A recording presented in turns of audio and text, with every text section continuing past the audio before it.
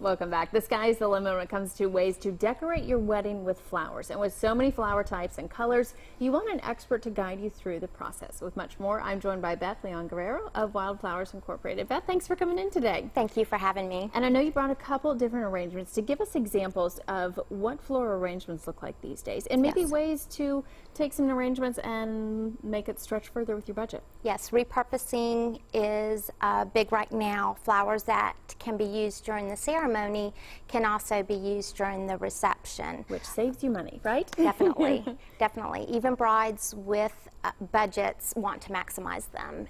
So no matter how much or how little money they have, they want it to go as far as possible. And I know, a lot of weddings we'll go in and we'll see these huge arrangements, but in reality you could have a smaller arrangement like this one here that you've done that has a lot of interest in it just for the way it's been designed. Exactly. You want to talk to your florist about ways in which you can have the most dramatic impact. What's great about the manzanita, it can be used in many different ways. A lot of florists have them in stock, so this is actually kind of a rental item. Oh, so you actually, because you can use that tree over and over Right. again. As a matter of fact, I think there's some feathers in here from the last time I used it. So it can have flowers nestled in it, it can have candlelight, it can be reused in a lot of different styles and ways. And so renting permanent botanicals like this or renting large vases is also another way to maximize the budget. Okay, and now with this arrangement here, it's not in a glass vase, and neither is that one. These are kind of different. They look very eco-friendly. Yes, and I do definitely at Wildflowers Inc. We look at different ways. A lot of times, this arrangement is actually in a lean cuisine container. That's yeah. So we try to recycle and reuse, and that also helps, be budget friendly, and it just happens to sit perfectly. At a reception, I would probably use this on a much taller cylinder, but for practical purposes. And there is, details in the bottom as well. I think that's the difference we're seeing with these floral arrangements is you're not so much florists anymore. You are floral designers, and there is really a design process to what you're doing. Yes, thank you. There's a variety of different things that you can add in the vases. I just used a couple of blooming willow branches, again, to be very economical.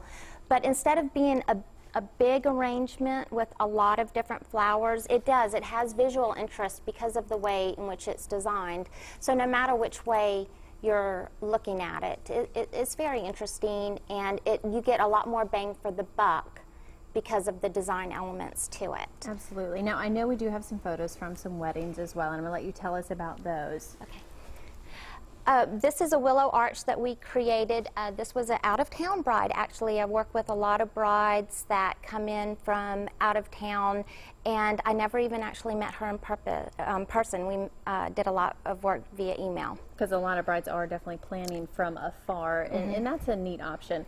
Also, I love the way the bouquets are being wrapped with the ribbon and even details that you can put down the side. Yes, you can add pearls, you can add rhinestones, lace. This is an example of a groom's boutonniere that was done with some orchids.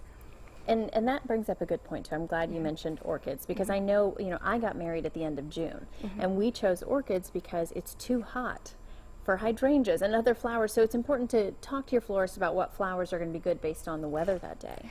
Yes, and flowers that might seem a little more expensive actually might have more lasting power. Orchids are always a great choice as far as how sturdy they are and lasting in the heat. And roses also, really, you hear a lot of times people say, well, what are some alternative for roses? Roses actually are very economical, they're very pretty, and they last really well. They're very sturdy. They'll make it through the night. That's important Yes, too. they're making it through the night. If you had one thing that you would tell brides that they want to ask the florist that they're interviewing, maybe just one question that you think is really important.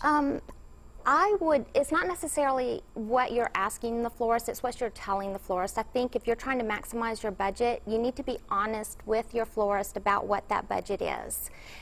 They can't work with you and help you achieve your look and the style you're trying to attain if they don't know what what your budget is. And I think be honest with them, and I think most florists will work with you. All right, wonderful. And we've got your information on the screen there, wildflowersinc.com. Thanks for coming in today. Thank you. All right, and just ahead on Low Country Live, we'll have quick and easy bridal beauty tips with Nikki Lee Spa. That's right after this.